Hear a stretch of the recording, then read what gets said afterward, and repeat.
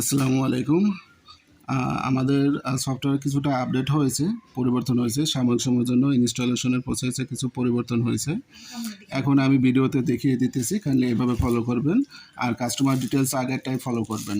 তো স্ক্যান করার জন্য আমরা ক্যামেরা নিচে বারবার টাচ করব এবং কিউআর কোডটা স্ক্যান করে নেব।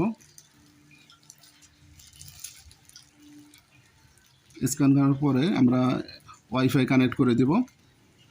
কানেক্ট করে দেওয়ার পরে আমরা পরবর্তী ধাপে চলে যাব।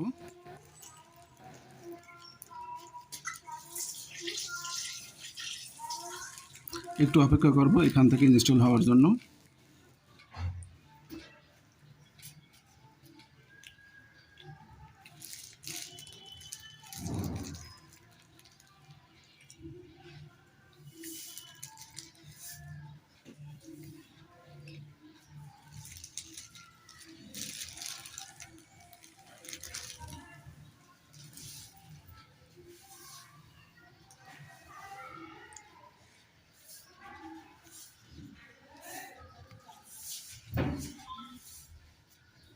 এরপরে ডাউনলোড প্রসেস শুরু হয়ে যাবে।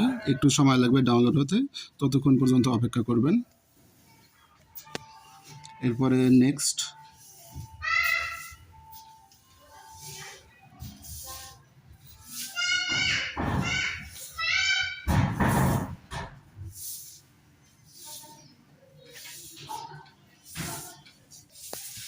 এরপরে এরকম একটা স্ক্রিন পাবেন যেখানে আমাদের প্রথম option use for work only, এখানে টাচ করে দেব। এরপরে অ্যাকসেপ্ট অ্যান্ড কন্টিনিউ।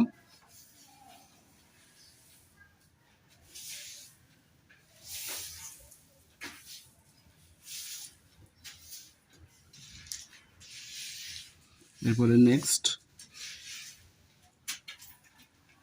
এরপরে ফিনিশ।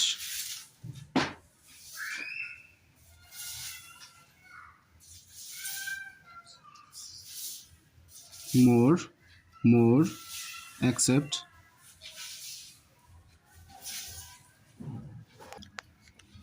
এরপরে আমরা প্লে স্টোর ওপেন করে নেব। প্লে স্টোরের উপরে থ্রি ডটের অপশনে টাচ করব। অনেকের হয়তো এখানে থ্রি ডটের অপশনটা আসবে না, এখানে আপডেটের অপশন আসবে। তারা একটু অপেক্ষা করবেন আপডেট হওয়া পর্যন্ত। আর যাদের থ্রি ডটের অপশন আসবে তারা এখানে থ্রি ডটে টাচ করে দিবেন। এরপরে প্লে প্রোটেক্টে যাব। এরপরে ডান পাশে সেটিংয়ে যাব। এখান থেকে প্রথম অপশনটা অফ করে দেব, টার্ন অফ। এটা অফ হয়ে গেলে আমরা ব্যাকে চলে যাব, একেবারে বের হয়ে যাব। এরপরে আমাদের যে কিজেন অ্যাপের ভিতরে এখানে ডান পাশে ছোটো একটা ডাউনলোড আইকন দেখতে পাবেন, এখানে টাচ করবেন। দ্বিতীয় আরেকটা কিউআর কোড পাবেন। এই কিউআর কোডটা স্ক্যান করার জন্য আমরা দুইটা অপশন ব্যবহার করতে পারি। এখানে যে গুগল লেন্সের যে ক্যামেরা আছে এটা ব্যবহার করতে পারি, অথবা উপরে ফোনের আমরা যদি নোটিফিকেশনটা বের করি যেখান থেকে আমরা ওয়াইফাই ব্লুটুথ অন অফ করি, এখানে আমরা কিউআর কোড স্ক্যান করার অপশন পাবো। অনেকের একটু নিচে আসলে এভাবে নিচে পাবেন, অথবা ডানে বামে গেলে এই কিউআর কোড স্ক্যানার অপশনের জন্য একটা স্ক্যান করার অপশন পেয়ে যাবেন। আমি এটাই ব্যবহার করলাম আপাতত। অ্যালাউ করে দেবো, এখান থেকে অ্যালাউ করে দেবো, অ্যালাউ করে দেবো, অ্যালাউ করে দেবো। এখান থেকে মূলত যে কটা পারমিশন চাবে ওই পারমিশনগুলো দিয়ে দেবেন কিউআর কোড স্ক্যান করার জন্য। এরপরে যে দ্বিতীয় কিউআর কোডটা আছে এইটা আমরা স্ক্যান করে নিব। দ্বিতীয় কিউআর কোডটা ডাউনলোড আইকনে টাচ করার পরে পেয়ে যাবেন। এরপরে আমরা স্ক্যান বাটনে টাচ করব, বা যেই অপশনটাই আসে সেটা টাচ করে আমরা স্ক্যান করে দেব। আমি স্ক্যান করে নিতেছি।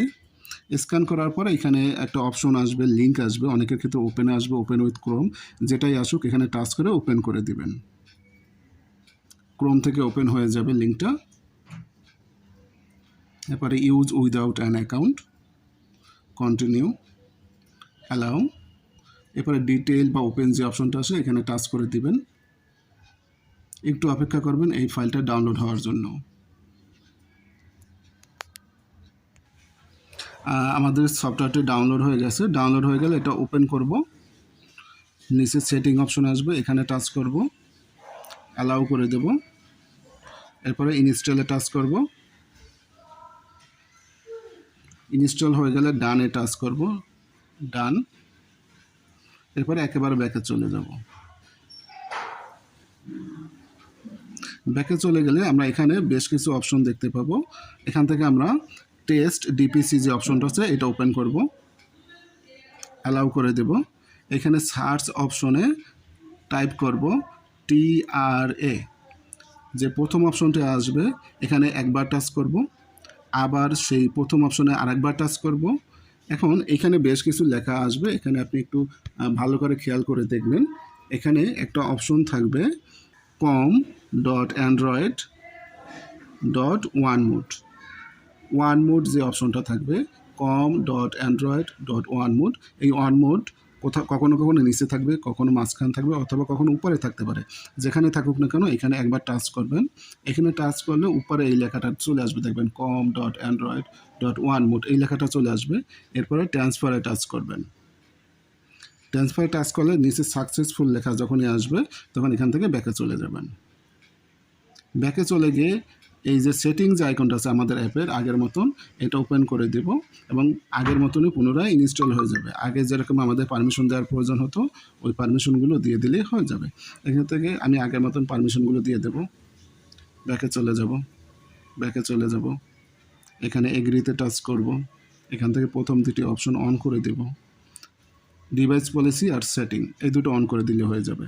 ব্যাকে চলে যাব, আবারও ব্যাকে চলে যাব, এটা অন করে দেব, ব্যাকে চলে যাব, অ্যালাউ করে দেব, এরপরে রেজিস্টারে টাচ করব।